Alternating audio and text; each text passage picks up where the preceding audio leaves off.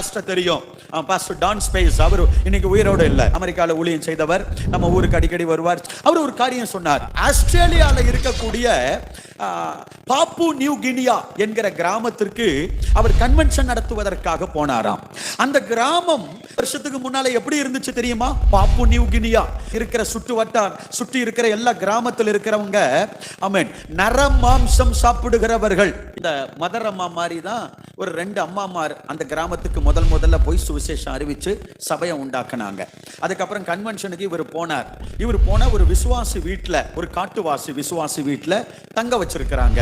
அந்த விசுவாசி வீட்டில் அவர் தங்கி முடிச்சுட்டு, கன்வென்ஷன்லாம் முடிச்சுட்டு இங்க வந்து எங்கள்கிட்ட சொல்லும்போது சொன்னார், நான் தங்கி இருந்த மனுஷன் இது வரைக்கும் 110 மனிதர்களை கொன்று சமைத்து சாப்பிட்டு இருக்கிறான். அந்த பாப்பு நியூ கினியா அந்த கிராமத்துல அவுட்டர்ல போய் இவங்க ஒரு குடிசை போட்டு ஊழியம் செய்ய ஆரம்பித்து இருக்கிறாங்க.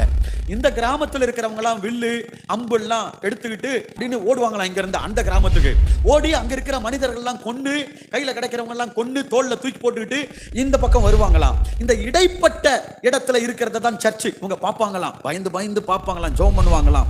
இந்த கிராமத்துல இருக்க திடீர்னு அங்க போய் அங்க இருக்கிறவங்க எல்லாம் கொண்டு தூக்கி போட்டு, அங்க இருக்கிறவங்க திடீர்னு இங்க போய் இங்க இருக்கிறவங்க எல்லாம் கொண்டு தூக்கி போட்டுட்டு, ஆனால் அந்த கிராமத்துக்குள்ள இந்த பரிசுத்த வேதாகமம் போனது, சுவிசேஷம் போனது. இந்த வேதம் அந்த மனிதர்களை கொன்று தின்று ஆமென் வாழ்ந்தவர்களுடைய வாழ்க்கை முறையை மாற்றினது.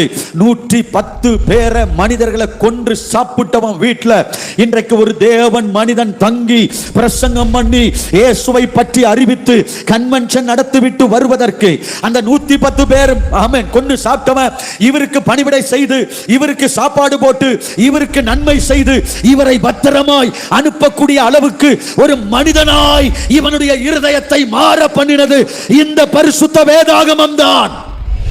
இந்த வேதம் இல்லை என்றால் அவர்கள் இன்னும் காட்டு மிராண்டியாகவே வாழ்ந்திருப்பார்கள். ஒரு காட்டு மிராண்டிய நல்ல மனுஷனா மாத்தினது இந்த வேதம். ஒரு திருடன தாராளமாய் ஆமென் உதாரத்துவம் உள்ளவனாய் கொடுக்கிறவனாய் மாற்றியது இந்த வேதம். ஒரு விபச்சாரக்காரனை பரிசுத்தம் உள்ளவனாய் மாற்றியது இந்த வேதம். ஒரு கொலைகாரனை சாந்தம் உள்ளவனாய் மாற்றியது இந்த வேதம். ஒரு பெருமைக்காரனை தாழ்மை உள்ளவனாய் மாற்றியது இந்த வேதம். எல்லாவற்றுக்கும் பெரிய பாவியாகிய என்னையும் ஊழியக்காரனாய் மாற்றியது இந்த வேதம் தான்.